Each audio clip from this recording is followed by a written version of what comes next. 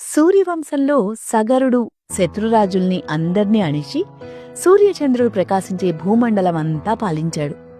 విష్ణువుని గురించి అనేక అశ్వమేధ యాగాలు ఆచరించాడు.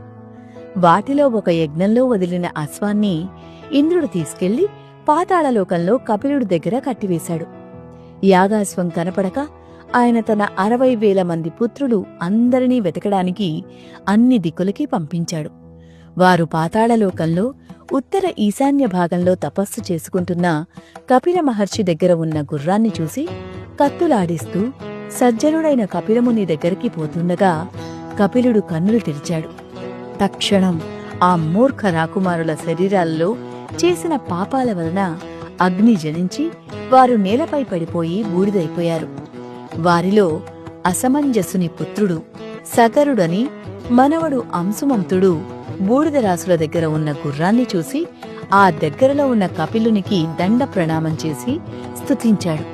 కాని గుర్రం విడిచిపెట్టమని కాని తన బూడిదైన తండ్రులను కాని ప్రస్తావించలేదు. దయామయుడే కపిలుడు, మంచి బుద్ధిలో కలవాడా, మీ తాత దగ్గరికి గుర్రాన్ని తీసుకుపో.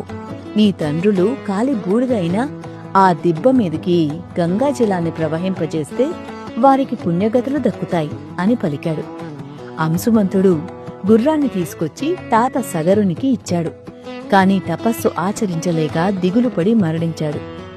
అతని కొడుకు దిలీపుడు తపస్సు చేశాడు. కాని భూలోకానికి గంగను తీసుకురాకుండానే మరణించాడు. పరమ పవిత్రమైన గంగను దిలీపుని కొడుకు భగీరథుడు గొప్ప తపస్సు చేసి దర్శించాడు.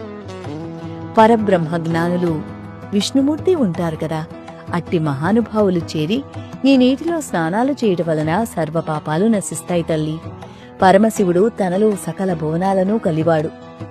అందుచేత నిన్ను ధరించట కోసం శ్రీకంఠుణ్ణి సేవిస్తాను అని శివుణ్ణి ప్రార్థించగా భగీరథ రథం వెంట సాగుతూ ఉండగా అనేక ప్రదేశాలను దాటి ఆ సగర చక్రవర్తి కుమారుల బూడిదరాశుల మించి ప్రవహించింది. వారు అభినవ శోభలతో స్వర్గాన్ని పొందారు. ఆపై భగీరథునికి శృతుడు, శృతునికి నాభావరుడు, నాభావరునికి సింధుద్వీపుడు, సింధుద్వీపునికి ఆయుతాతువు, ఆయుతాతువుకి ఋతుపర్ణుడు పుట్టారు. ఋతుపర్ణుడు నలమహారాజుతో స్నేహం చేసి అక్షహృదయం నేర్పాడని నలదమయంతి కథలో చెప్పుకున్నాం. రఘువంశం కొనసాగింది.